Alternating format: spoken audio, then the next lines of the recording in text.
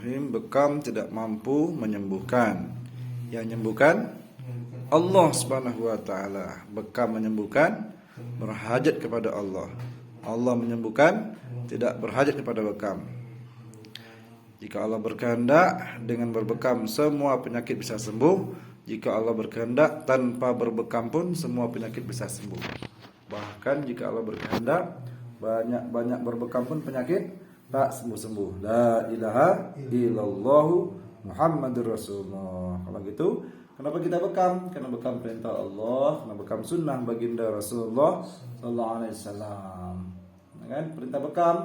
Nabi katakan, tidaklah aku berjalan melewati sekumpulan malaikat pada waktu diisrakan, melainkan mereka semua para malaikat mengatakan kepadaku, wahai Muhammad, berbekamlah. Hadis riwayat Tirmizi.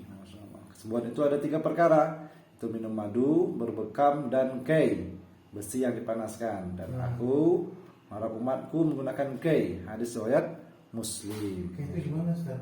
Besi yang dipanaskan. Terus diapain? Ditempelkan ke penyakitnya. Makanya tidak dianjurkan, karena termasuk menganiaya diri kita sendiri. Tapi ada hadisnya ya? Ya, ada hadisnya. Maka Nabi katakan, hendaklah kalian semua melakukan pengobatan dengan berbekam di tengah tengkuk. Nah, sungguhnya hal itu merupakan obat dari 72 penyakit. Masya Allah. Masya Allah ya. Masya Allah. Fakta ilmiah berbekam diambil dari 300 penelitian yang dilakukan oleh dokter muslim di Turki, Syria, itu di Jerman. Yang pertama apa? Pada kasus darah tinggi, tekanan kembali normal. Yang kedua, perbaikan irama jantung pada alat rekam jantung. Ketiga, penurunan kadar gula darah pada kasus kencing manis. Keempat, peningkatan sel darah putih pada kasus infeksi paru. Yang kelima, penurunan kadar asam urat. Yang keenam, penurunan enzim liver pada kasus penyakit liver. Menurut hasil riset Muhammad Amin Syekh, ilmuwan Damaskus. Masya Allah. Yang pertama, darah bekam mengandung 1/10 kadar leukosit yang ada pada darah biasa. Hal ini cukup mengejutkan para ilmuwan. Bagaimana darah bisa keluar tanpa stay leukosit yang banyak?